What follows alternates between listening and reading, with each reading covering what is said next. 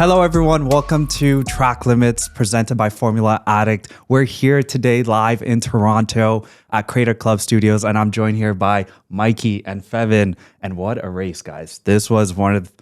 I could say it's also boring, but also fantastic because we got to see a new race format, which we will cover in a bit. But to run it down, we had Checo, the king of streets, getting another win and the first back-to-back winner in Baku, which was fantastic. So what do you guys think about the race? Yeah, I mean, the race was pretty not as eventful as I expected, but it was pretty entertaining, and I was really, really rooting for Checo. So I was very delighted with the results. Yeah. And Leclerc. Yeah, he's first back on. Podium. Let's go. I think that he really needed it. So there were a lot of positives. Yeah, definitely. Like Checo got lucky. Like, don't get me wrong. Don't get me wrong. Whoa. No. He had not you in the first 1 minute hating on the king. No. Come on, you can't do that. Look, I picked him in my picks for a reason. He's really good in the street circuit. But think about it. He only got that position because of the safety car. Like, we still want to see Max or Checo race Max and actually overtake him in a proper race side by side. Yes, I think we haven't seen that. But what's really interesting is post the hard stints that they have all changed to, you saw that Max was pushing to its limits. Yeah. Oh yeah, no, and he couldn't pushing. catch up to Checo because Checo. And even at the end, they were walking around their cars, and they even showed that where they hit each other or where they hit the wall, just to show that like they were hitting the limits. Like, how many times did Checo hit the wall? In lap 34, Checo going into the turn in 15 because the turn creeps out. Yeah, he like clipped. That could have easily damaged the suspension. That's what happened to Nick de Vries. Yeah. And his race was just... What do we think about him? What's going on with him? I think he's got it like... So, first two races, 14-14, position-wise, and then he DNF'd Australia, and he DNF'd again. Yeah. That's a lot. I mean, I think it's too early to... I mean, maybe write him off. He's still getting kind of comfortable, getting used to the team. My opinion, let's just see how he gets on after... mid-season, and let's see where he's at then. If he's still kind of pulling in P14s or even further back, then maybe we can reassess if it's up to us. But it's nice to see Yuki, like, because everyone crapped on Yuki, and now Yuki's holding it together. Like, he's putting in solid performances. So either Yuki's taken a massive step up, or maybe he was always that good, we just didn't realize it because Gasly was that little bit ahead. And the hottest topic of this weekend was a new race format. So I think let's get this out of the way. Do we like it? Do we not? Do we get rid of it? Or what changes would you guys institute? Ask me after on a proper race circuit, not a street circuit. Yes. Like if there was overtakes, like let's say the next race, not Miami, but Imola. Let's say if it's at Imola, there's going to be so many overtakes. There's going to be so much good side-to-side battle in racing. Sure, we might all be loving it, but it's a street circuit. We all know it's a DRS zone where it's like a motorway. I was joking earlier with you guys. It's a motorway. It's like you just pull in behind someone, get the slipstream, and then pull out the side. Max was 30 kilometers faster than Leclerc when he overtook him. That's also another topic of Adrian Newey. But yeah, it's crazy. During the sprint race, there was 18 overtakes. Guess how much there was during the race? 13 on this track. There was 13 overtakes this whole race. And how many laps? 51 laps? 51 laps. That's like... I think, yes, FIA and F1 have chosen the wrong track to test this new format out. I really hope this is like something they would have tried on things like Monza or other tracks like Spa where there are things happening. And strategy, like the pit strategy. I mean, nobody pitted. It was a one-stopper. It was a one-stopper. Should look at Ocon and Hülkenberg, like 51 laps, and they pitted the last minute because they didn't want to get the penalty. But so I mean, I think this definitely more races. Like obviously, there's a more event around the weekend when you have a sprint race. This one was just a bit lackluster. Then what was your best moment of the race or the sprint? Honestly, Leclerc. 100%. I am still a diehard Ferrari fan. It's been a really hard time for us this season, and so to see Ferrari back on podium, I mean, it's unfortunate because he had pole position both for sprint and for the race, the main race. But despite that, obviously, the car up against the Red Bull. It's just you can't really compare. So for him to still finish, hold Alonso back, and finish on podium, It was That's a win. Yeah, so that was a highlight for me. Amazing. What about you, Mikey? I'm going to pick the controversy. I'm going to pick like the sprint, Max and Russell. Oh, because we have to talk about it. That was opening lap and it was good. It was good battling. Like I thought it was clean-ish, but it was good. Like Russell oversteered a little bit. He clipped him. But I think Max lost his cool a little bit. Like he didn't like that. He didn't like being challenged. But like, who is Max? What's Max known for? Like he's going to put his elbows out. It doesn't matter if it's the first lap or the last lap. Max always fights. Doesn't matter. He always fights. So for him to come out and be like, it's the first lap. Why are you fighting? We should all give each other room. It's like, whoa. George Russell said the funniest thing at the end. He's like, this is a sprint race. You finished in third. Like, you should not be overreacting like this. 100%. But no, I was just going to say Max 4 or 5 years ago. I mean, maybe his edges are a little bit more dull or rounded the last couple of years since he's been a champion, but he absolutely was scrappier and more bullish and aggressive in his driving. So, I mean, and George Russell, he has a lot to prove. He's still finding his footing and he's amazing. He's really good. So good on him. I mean, obviously don't call somebody a bleep head. Yeah. Russell's on live TV. I kind of like that though because it's uncut. It's not. There's no PR. You can imagine his PR person in the background just be like, "Stop talking." It's crazy because Damon Hill, after that post interview or during the post interview, said, you know, with Max, it's always his way or the no way. And that's the same with Schumacher. And he actually compared him with Schumacher and Ayrton Senna, saying those were the kind of drivers who are relentless and they think they're always correct because that's how aggressive they drive. And that's a fair statement. I completely agree with that. You kind of have to be single-minded. Yeah. Max has that. That's why he's so good. Yeah. So, no, I agree with that. Perfect. And what's the biggest drawback you guys saw this weekend? Other than the race format and how boring the race was. What shall we say? Honestly, I don't know. I'll toss it to you. Like, I didn't even know the stat of the overtakes, but I just knew there was no overtakes. Like, it was just boring. Like I don't know. Is it the sprint format? I'm not trying to be rude, but it's just boring. Like it's not something that like if you were a new fan there and I was trying to explain F1 to you and you watched that race, it would have been tough. It was. I don't know. So maybe it's just because I don't like streak circuits, but I would like to see the sprint on a more funner track. Let's say. Yeah, and even with this whole race being finished, the most thing that was talked about was Esteban Ocon's.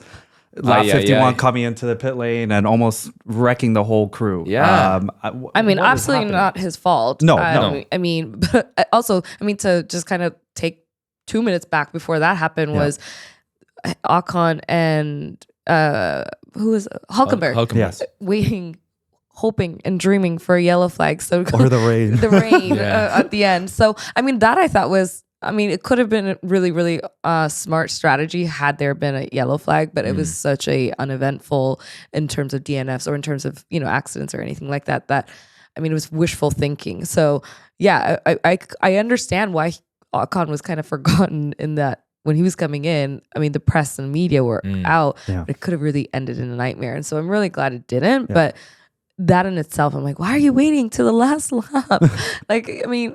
At this point, it doesn't matter. Yeah. And they didn't even get a chance to go for fastest lap.